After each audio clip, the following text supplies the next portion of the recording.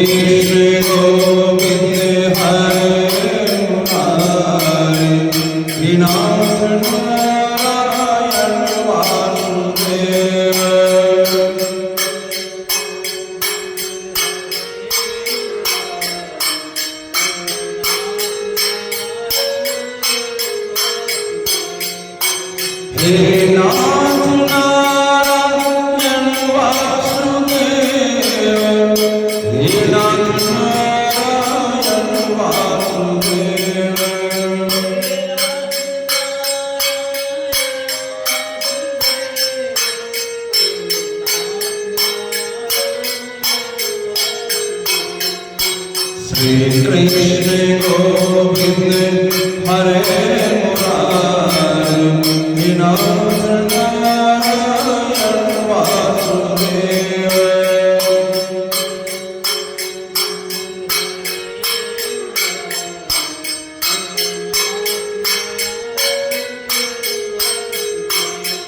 श्री राधा कृष्ण गोविंद हरे मुरारी विनाश नारायण वासुदेव।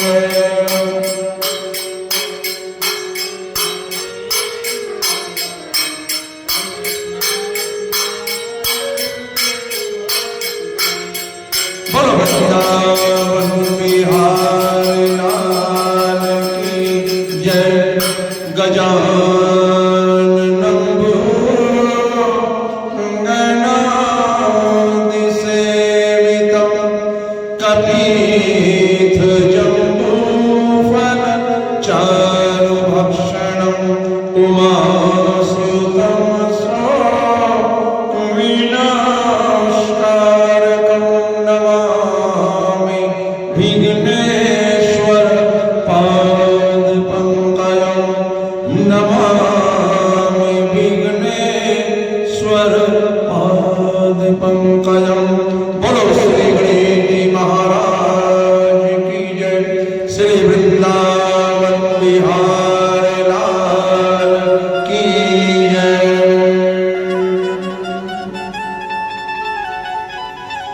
जड़ भरत ने राजा रघुगण की बातें सुनकर कहा, हे राजन, हम तुम्हें श्राप नहीं देते, तुम हमसे मत डरो। ज्ञानी व महात्मा लोग संसारिक सुख संपन्नवत समझकर इस शरीर से कभी प्रीति नहीं रखते। परमात्मा इस काया से इस तरह अलग है जिस तरह वृक्ष पर बैठा हुआ पंछी उस पेड़ के कटने से जैसे उस पंछी का किसी प्रकार का उसे दुख नहीं होता, कदाचित पक्षी उस वृक्ष को अपना जानकर अगर रोने लग जाए, उसका शोक करे तो वो वृथा है। इसी प्रकार जो मनुष्य शरीर को अपना समझकर सांसारिक सुख में मन लगाता है, उसे दुख के सिवा कभी सपने में भी सुख नहीं होता। जब व्यक्ति विरक्त होकर परमेश्वर में ध्यान लगाता है, तब ही जाकर उसको सुख मिलने लगता है।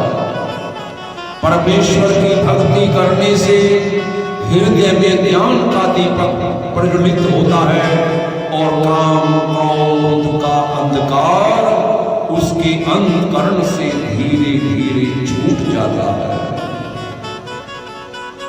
जड़ भरत के ये ज्ञान भरे वचन सुनकर राजा रघुगण हाथ जोड़कर बोले, हे महाराज, मैंने आपको नहीं पहचाना, लेकिन इतना जरूर जानता हूं, आप अवश्य में कोई ब्राह्मण है। जिस तरह रोगी का दुख अमृत पीने से छूट जाता है, उसी तरह आप भी संसारिक मनुष्यों को जो मोह माया में फंसकर दिन प्रतिदिन नष्ट हो रहे हैं, अपना दर्शन देकर आप उन्हें कृतार्थ करते हैं। सो मुझे भी आप अपना दास जानकर, जो आपने मुझे स्वतः ही अपना दर्शन दिया, मुझे कृतार्थ किया, आज मैं अपने बराबर किसी का भाग्य नहीं समझता। सो मुझे भी अपना दास जानकर और भी मुझे ज्ञान सिखलाइए। जड़भरत बोले, हे राजन, हम एक इतिहास और तुम्हें सुनाते हैं, तुम उसकी सुनने से निसंदेह भवसागर पार उतर जाओगे। एक बार एक धनवान बनिया व्यापार की अपने साथ बहुत सा सामान लिए किसी नगर में चल दिया। कृपणता से उसने अपने साथ किसी सेवक या नौकर को नहीं रखा जो उसकी माल की रक्षा कर सके। अपने साथ किसी नौकर को ना रखकर वो अकेला ही चला जा रहा है और इसलिए उसके साथ 6 चोर और उसके संगी हो लेते हैं। उन 6 चोरों के और भी सहायक उस बनिए के पीछे पीछे चल पड़े। थोड़ी दूर नगर से बाहर जैसे ही बनिया पहुंचा वन में तो रास्ता भूल गया।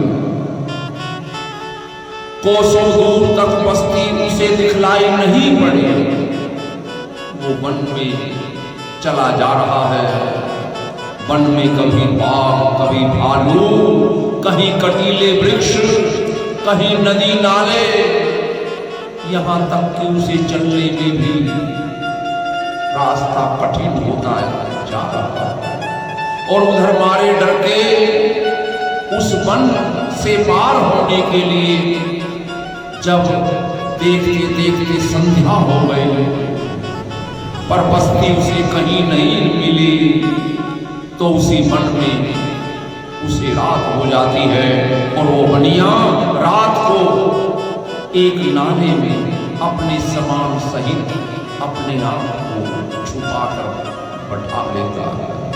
लेकिन वही 6 चोर और उसके सहायक उसका वहां आकर सारा माल लूट लेते हैं। उस समय वो बनिया रो रो कर कहता है, कुछ माल अगर मेरा छोड़ दोगे तो मैं उसे बेचकर फिर व्यापार करके अपना गुजारा कर लूंगा। लेकिन वो चोर उस बनिए का सारा माल चुरा ले जाते हैं, लूट लेते हैं। अब तो वो बनिया वन में कहीं टिकने का स्थान ढूंढने लग जाता है। कहीं व्याघ्र शेर की बोली, कहीं हाथी की चिंगाड़ सुनकर वो कभी डरता है, कभी कांपता है। रास्ते में चला जा रहा है, कहीं सांप है, कहीं बिच्छू है, तो कहीं ठोकर खाकर वो गिर रहा है और कहीं पांव में कांटे चुभ रहे हैं और कहीं सुस्ताने से जब वो किसी वृक्ष के नीचे बैठ जाता है तो वृक्ष के ऊपर बैठे हुए उल्लू का शब्द सुनकर फिर डर के मारे वहां से भाग लेता है। उसी भीति में भागते भागते अचानक अंधकार कुएं में एक वो गिर जाता है। अंधेरा होने के कारण वो कुएं में गिर पड़ा और उस कुएं में एक बरगद का वृक्ष की टहनी लटकी हुई थी। उस डाली को वो बनिया कुएं में गिरता गिरता पकड़ लेता है। आधे कुएं में पहुंच गया, डाली हाथ में पकड़ी हुई है और उसे पकड़कर वो लटका हुआ है। और उस कुएं में एक सांप नीचे बैठा अंधियारी रात में जब बिजली चमकती है तो उसे दिखलाई नहीं देती। एक सांप अपना फन काढ़े बैठा है और जिस डाली को वो पकड़े हुए है उस डाली को ऊपर से दो चूहे श्याम और श्वेत वर्ण के उस डाली को काट रहे हैं। बनिए ने विचार किया, अगर मैं कुएं में कूदूं तो सांप काटने से मर जाऊंगा। और इसी विचार में बनिया डाली पर लटका। उसी बरगद के वृक्ष पर एक शहद का छत्ता लगा हुआ था। बार बार डाली हिलने से उस शहद के छत्ते से एक एक बूंद टपक टपक कर उस बनिए के मुंह में गिर रही थी। और ऐसी मिट्टी में वो बनिया शहद चाट चाट कर मन ही मन प्रसन्न हो रहा था। इस तरह उस बनिए ने उस कुएं में लटके हुए काफी समय बिता दिया। निकालने वाला कोई नहीं पहुंचा। और जब एक दिन दोनों चूहों ने ऊपर से डाली काट दी और वो कुएं में गिर पड़ा और सांप के काटने से मर गया, देखो उसकी क्या दुर्दशा हुई। जड़ भरत कह रहे हैं राजा रोहन से, हे राजन, मुझे बड़ा आश्चर्य मालूम होता है। वो बनिया एक बूंद शहद खाकर प्रसन्न हो रहा है और डाली पकड़कर क्यों ना वो ऊपर चढ़ गया होता तो वो बच जाता। और यही संसारिक मनुष्यों की दशा है। सब मनुष्य अनेक तरह के उद्यम परिश्रम करते हैं, अपने कुटुंब का पालन पोषण करते हैं, पर घर वालों को किसी तरह संतोष ना होकर उनकी दिन प्रतिदिन और अधिक इच्छा तृष्णा लोभ बढ़ता चला जाता है। अपने उद्यम से उनको किसी समय भी फुर्सत नहीं मिलती, पल भर भी छुट्टी नहीं मिलती। दो घड़ी अपने उद्यम से उनको छुट्टी ना मिलने के कारण जिस नारायण ने उन्हें उत्पन्न किया है, जो नारायण का पालन करने वाला है, उस परमेश्वर का सिमरन ध्यान अगर वो कर ले तो कितना अच्छा हो। जब कोई उनसे हरि भजन की चर्चा करता है तब वो कहते हैं कि हमें घर के कार्य से छुट्टी ही नहीं मिलती, किस समय हम परमेश्वर का भजन और ध्यान करें। जड़ भक्त कह रहे, हे राजन, इस जीव को बनिया समझो। काम क्रोध लोभ मद मत्सर यही 6 जोड़ 8 पैर मनुष्य के साथ रहते हैं। परिवार वालों को उन 6 का सहायक समझना चाहिए। जीव को इसलिए बनिया कहा गया है कि उसने धर्म व ज्ञान बढ़ाने के लिए भारत खंड में मनुष्य तन पाया था और पूर्व जन्म में साधु महात्मा का संग हरि भजन करके संसारिक जाल में फिर वो फंस गया। अगर साधु संगत करता तो उसका बेड़ा पार हो जाता। बनिया ने अपने माल की रक्षा के लिए कोई नौकर नहीं रखा, इसलिए चोरों ने उसका माल लूट लिया। कदाचित वो भारत खंड में जन्म लेकर अगर साधु संत महात्माओं का सत्संग करके ज्ञान सीखता तो इस माया रूपी जाल में ना फंसकर वो क्यों मरता।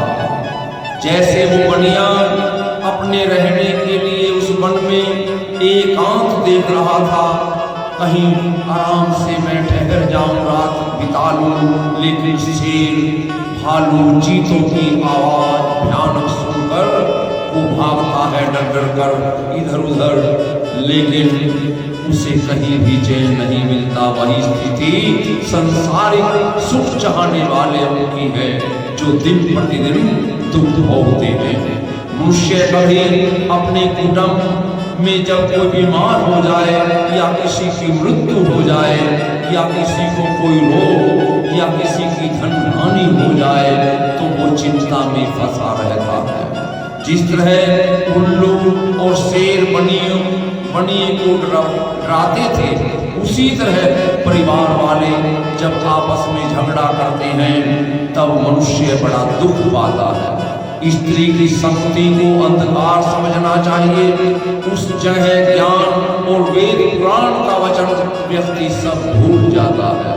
जब मनुष्य बूढ़ा होकर कुछ कमाई नहीं कर सकता तब परिवार वाले उसे दुर्वचन कहकर भोजन वस्त्र आदि की भी सुविधा ठीक ढंग से नहीं देते, ना ही उसका कोई आदर करता है। जिस तरह मनुष्य महादुख होने पर भी मरने की कुछ सोच नहीं करता, दिन रात कमाने की चिंता में लगा रहता है, उसी तरह वो बनिया कुएं में सांप व चूहों के देखने पर भी अपने मरने का भय नहीं रखता था। सो मनुष्य के वास्ते संसार व परिवार में रहना यही अंधियारा हुआ समझना चाहिए। जैसे कर्म पिछले जन्म में किए हैं उसे बरगद की जड़ समझना चाहिए, जिसे पकड़कर व्यक्ति जीता है। दो चूहे काले और सफेद जो जड़ काट रहे थे वही दिन और रात हैं। दो चूहे जो दिन और रात हैं, जिनके बीतने से आयु घट जाती है।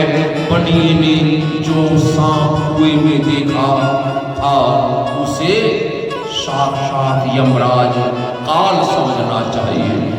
जिस तरह एक एक बूंद शहद की चाट कर बनिए को प्रसन्नता प्राप्त होती थी, उसी तरह अज्ञानी मनुष्य बुढ़ापे में सब तरह के दुख होने पर भी अपने कुटुंब में बैठकर मगन होता है।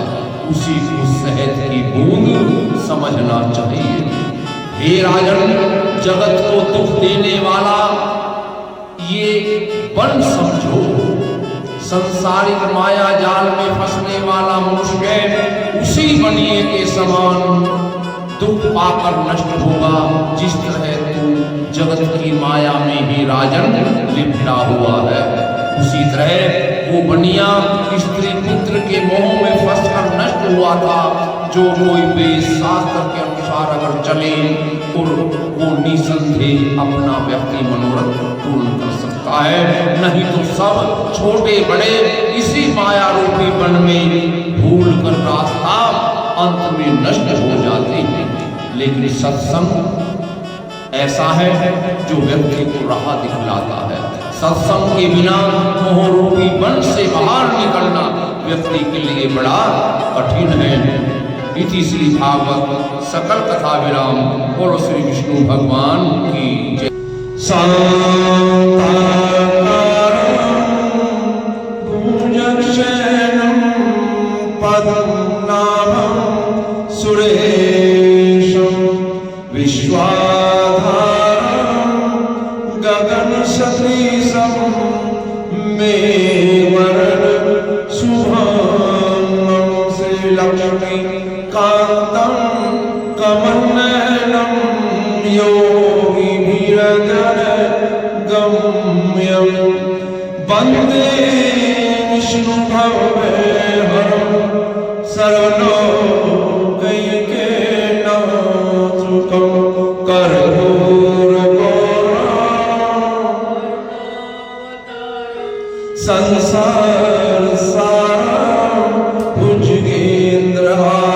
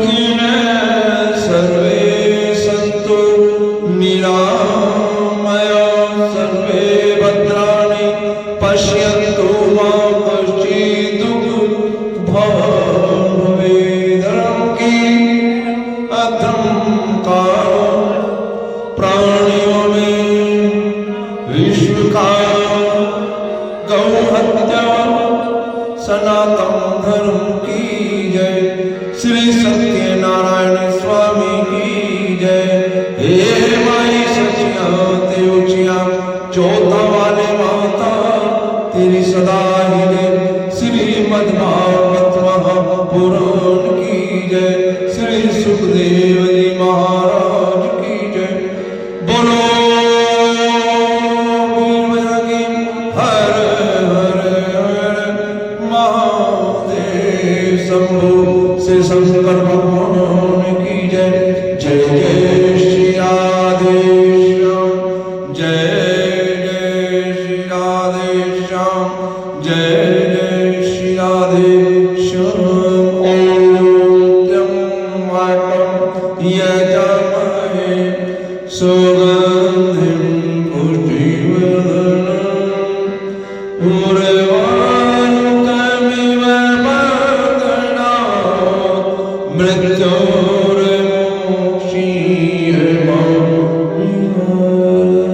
ॐ त्र्यंबकं यजामहे सुगंधिं पुष्टिवर्धनम् उर्वारुकमिव मृत्योर्मोक्षीयमामृतात्।